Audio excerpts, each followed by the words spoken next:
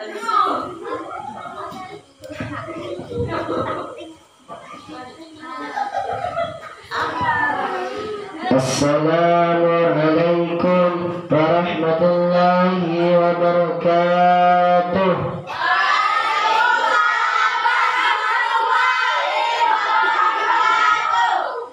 Yang kanan kurang kompak, yang kiri kurang kompak, yang tengah-tengah palanya bapak.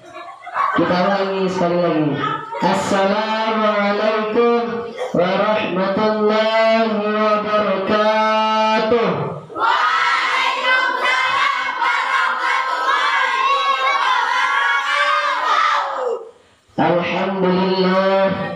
Alhamdulillah rabbil alamin wa bihi nasta'in wa ala umuri dunya waddin wassalatu wassalamu ala asyrafil anbiya wal mursalin wa ala alihi wa sahbihi ajma'in.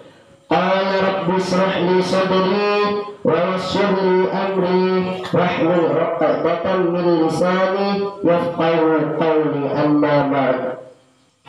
Hadratul mukarramin, para alim, para ulama, wabil khusus dumateng panjenenganipun Rama Kiai Muhammad Akbaruddin ingkang kita sedanten takdimi lan kita sedanten arep-arep barakah manfaat ilmu lan donganipun. Amin Allahumma. Lan dumateng panjenenganipun Rama Kiai Mukhtarul Anam ingkang kita sedanten takdimi lan kita arep-arep barakah manfaat ilmu lan donganipun. Amin Allahumma. Yang terhormat Ketua Pondok Pesantren Darun Najah Ustadz Irsyad Syafi'i beserta staf jajarannya yang saya hormati. Dan yang terhormat Bapak Bupati, Bapak Bagus Andrian beserta Ibu Bupatinya Ibu Sevi. Dan yang terhormat sedanten jamaah yang sakit hadir teng mriki, muga-muga hadir teng mriki menjadi hadirnya kita di akhirat kelak. Amin Allahumma.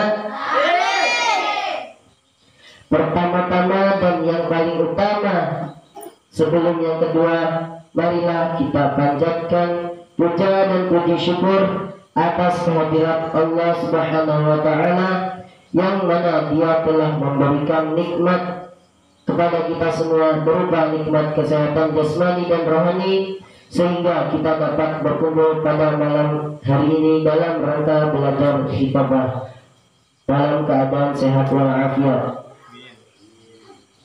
Allah Subhanahu wa taala memang benar-benar Maha Adil sehingga kita diciptakan berpasang-pasangan. Allah memang Maha Pintar hingga perempuan Allah jadikan terlihat romantis. Alis matanya bagaikan semut yang berbaris-baris. Senyumannya yang manis membuat iman semakin tipis hingga membuat dompet menipis. Kedua kalinya tak lupa salawat serta salam marilah kita panjatkan kepada junjungan alam, seorang pahlawan yang tak pernah makan bakwan, seorang proklamator yang tak pernah naik motor, yaitu Sayyidina wa Nabiyyina Muhammadin. Beliaulah yang telah membawa kita dari zaman jahiliyah menuju zaman Islamiyah seperti sekarang ini, yang telah membawa kita dari zaman kegelapan bukan karena mati lampu hingga ke zaman terang benderang bukan karena lampu tetapi karena ilmu, yang telah membawa kita dari zaman onta hingga ke zaman Toyota. Kita dapat hidup terang tanpa perang, hidup rukun tanpa pentungan. Kita semua sebagai seorang pelajar, sebagai seorang santri, maka wajib hukumnya bagi kita untuk memuliakan ilmu. Hal ini karena dengan memuliakan ilmu, maka ilmu yang sudah kita miliki akan menjadi ilmu yang manfaat lagi barakah. Amin Allahumma amin. Bagaimana bisa seseorang mendapatkan ilmu yang manfaat kalau tidak mampu memuliakan ilmu? Dan bagaimana bisa seseorang mendapatkan kekasih idaman hati kalau ia tidak mampu memahami kesukaannya? Ibarat kalian memiliki harapan ingin mendapatkan cinta dari seorang wanita, pujaan tercinta, maka pasti terlebih dahulu kalian akan memahami apa yang menjadi kesukaannya. Betul apa betul? Betul apa betul?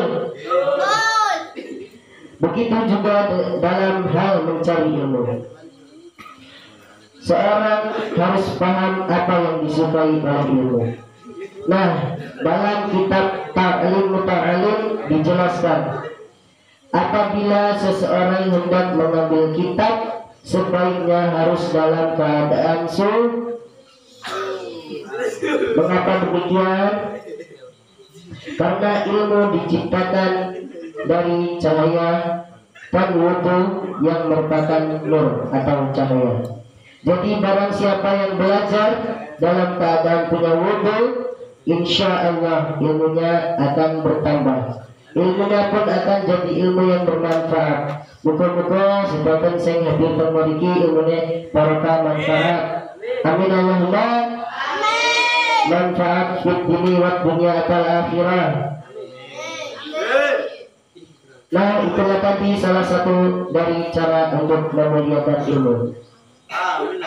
Salah satu ciri dari ilmu yang bermanfaat ialah bertambahnya hidayah pada diri seseorang. Maksudnya tersebut akan tertunjuk kepada kebaikan sehingga senantiasa melakukan ketaatan dan meninggalkan segala kemaksiatan. Karena Imam Al-Ghazali dalam kitab Ihya Ulumuddin berkata, "Man izdada ilman wa lam yazdad huda lam yazdad minallahi illa burjan." Yang artinya, barang siapa yang bertambah ilmunya sementara hidayahnya tidak, maka ia tidak akan bertambah dekat kepada Allah, melainkan semakin jauh. Kesimpulannya, kalau seorang santri atau pelajar ingin mendapatkan ilmu yang manfaat serta barakah, maka ia harus sanggup memuliakan ilmunya. Wajib hukumnya bagi para santri, tidak boleh tidak.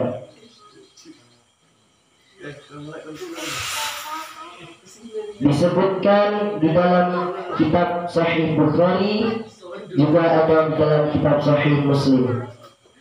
Maka ulama punya istilah khusus, muttafaqun alaih. Ayyul amal ahabbu ilallah. Apa amal yang paling disukai Allah Subhanahu wa taala? Pertanyaan Abdullah bin Mas'ud radhiyallahu anhu. Pertanyaan orang yang cerdas. Di mana letak cerdasnya? Dia tidak bertanya amal itu apa saja, tapi dia bertanya amal itu semua orang tahu banyak. Ada puasa sunnah, ada zikir, ada baca Quran, ada menyantuni anak yatim, ada bangun masjid, ada tahajud malam.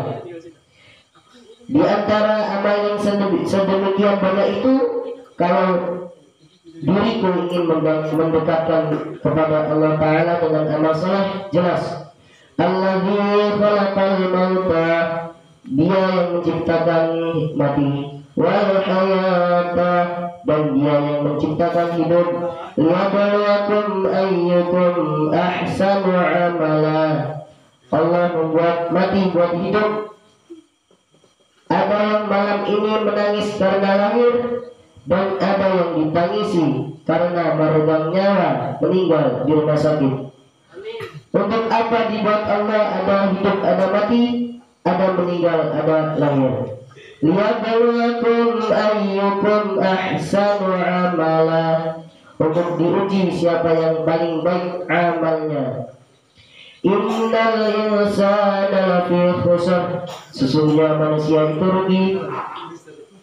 Bapak tentang sedangkan rugi. Illal ladzina amanu, kecuali orang yang beriman, wa'amilus shalihat, amal.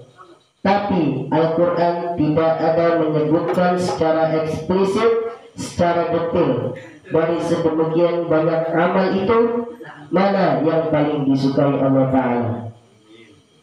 Kata Nabi Sallallahu Alaihi Wasallam, as-salatu ala waqtiha. Nah, itu yang pertama, as-salatu ala waqtiha, salat di atas waktunya. Dalam riwayat lain dikatakan as-salatu fi awwali waqtiha. Nah, ini penjelasannya. As-salatu fi awwali, salat di awal waktu. Apa perbuatan yang paling ringan? Meninggalkan salat. Sekarang orang ringan saja. Kalau Bapak Presiden ngundang jam 12, jam 11.30 sudah duduk di situ. Tapi kalau panggilan Allah Ta'ala, hayya 'alas shalah, sampai 13:14, pukul 3:14, masih ada lagi terbentang begitu banyak orang yang menunda-nunda ditunda-tunda sholatnya. Maka sesungguhnya orang yang menunda sholat itu bukan saja sekedar melalaikan sesuatu perbuatan yang agung dan mulia. Orang yang menunda sholat sudah termasuk dalam golongan fawailul, celaka, lil musalli, bagi orang yang sholat. Celaka bukan orang yang enggak sholat. Fawailul lil musallin, celaka bagi orang yang sholat. Kalau orang yang sholat saja celaka, apalagi yang enggak sholat. Sallallahu Nabi Muhammad. Perbuatan yang agung dan mulia, intizarus sholat, menunggu sholat. Ada yang megang Quran, ada yang megang tasbih. Intizarus sholat, menunggu sholat. Yang satu megang Quran, yang satu megang tasbih, yang satunya megang HP. Ini kamu malah mainan HP di masjid. Setelah didekati, astagfirullah, rupanya baca Quran digital. Yang sebelah itu nggak baca Quran, tapi dia mendengarkan. Wa idza quri'al Quran, kalau Quran dibacakan, fastami'u, dengar baik-baik, wa ansitu, diam. La'allakum turhamun, yang membaca dapat rahmat, yang mendengar dapat rahmat. Wa nunazzilul Al-Quran, kami turunkan Al-Quran, fahuwa syifa, sebagai fahuwa syifa, penyembuh hati yang luka, penyembuh pelipur lara, penyembuh hati yang sempit. Tidak ada obat lain kecuali koneksi dengan Allah diperbaiki. Putus hubungan dengan listrik, susah hati kita. Putus hubungan dengan kawan, sahabat, pacar, kacau, galau. Bagaimana dengan putus hubungan dengan Allah Ta'ala?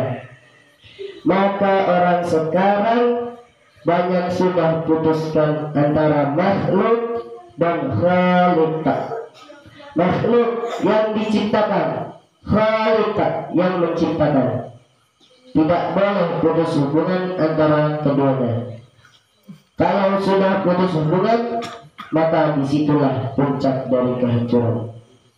Datanglah iblis, datanglah setan, datanglah hantu, datanglah segala yang mengganggu. Karena apa?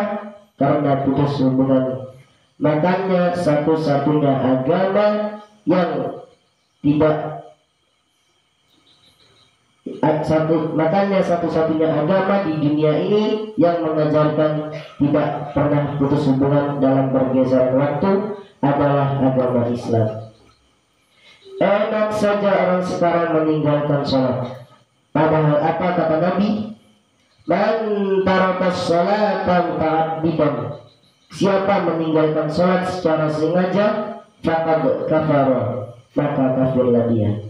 Jihar, nyata. Apa maknanya dalam Islam? Ikatan MOU, Memorandum of Understanding, antara kita dengan Allah Subhanahu wa Ta'ala adalah sholat.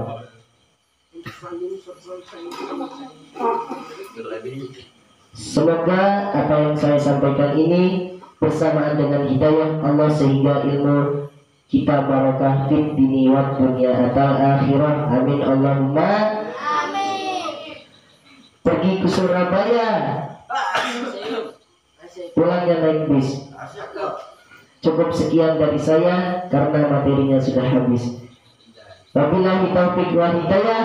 Wassalamualaikum warahmatullahi wabarakatuh.